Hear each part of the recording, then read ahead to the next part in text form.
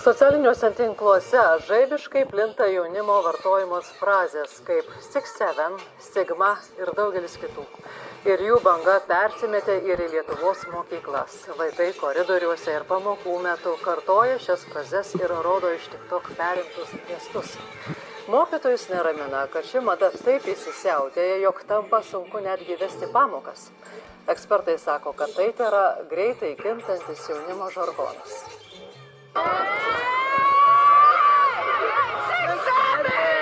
Vos dviejų skaičių kombinacija ir šalia judantys rankų gestai tapo nauja mada tarp mažųjų ir paauglių visame pasaulyje. Frazės 6-7, 6-7, ekranus, koncertų sales.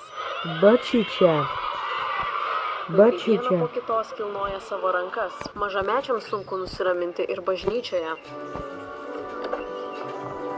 O ką reiškia šitas? Čia Palauk. svarstyklės kažkokios? 6 friends. Sprendėt ar 6 ar 7? Tačiau frazės banga persikelia ir į mokyklas. Pas mus dažnai šeštokai ateina ir tiesiog kiekvienam praeinančiai sako 6-7, tai biškį erzina. Kodėl erzina? Nes dabar tu girdi visur tą skaičių net ir klasiai ir tiesiog pradeda užknisti. 1, 2, 3, 4, 5, 6, 7. Moksleivės pasakoja, kad neretai mokytojai dėl šių frazių vartojimo pamokų metu vaikus drausmina, rašo pastabas. Mūsų lietuvių mokytojas sako, kad mums reikės rašyti 67 žodžių paaiškinimą, ką reiškia 67. Tačiau pasak moksleivių ties 6-7 čia frazės toli gražu nesibaigia. 41 kartais. Ką čia reiškia? Aš pati nelabai susigaudau, tik mačiau, kad jau meta man ant TikToką tokius dalykus. Skibidi tualetas ir Sigma ir ten panašiai. Sigma, pavyzdžiui, reiškia. Va, kad tipo, tu ten esi labai rimtas ir toks stiprus ir ten kačiokas. O jeigu tu esi skibidi, tai reiškia, tu esi labai lievas. Frazės kaip štai 6-7 arba Sigma išplinta socialiniuose tinkluose tarsi epidemija.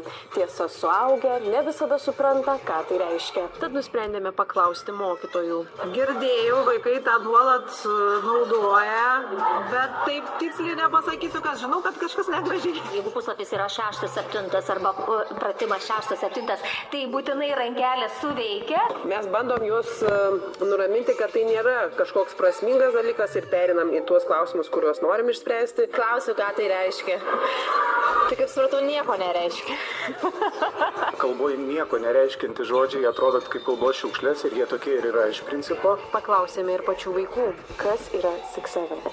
Tai 6-7 yra iš vieno reperio tų dainos ištraukta skaičių 6-7 ir tiesiog krepšininko aukštis. Pasak akademikų, tokios frazės yra tarsi jaunosios kartos išskirtinis bruožas, susikalbėjimas taip, kad kiti suaugusieji nesuprastų. Tai vyksta žaibišku greičiu. Jeigu anksčiau reikėjo šimtmečių, kol kažkokios tai frazės, ten činadaikum, činada, ar ne, kažkokie tokie momentai, kurie lavina tarti, sužadina kažkokį tai smalsumą, reikėjo šimtmečių, kad tai įsisavinti.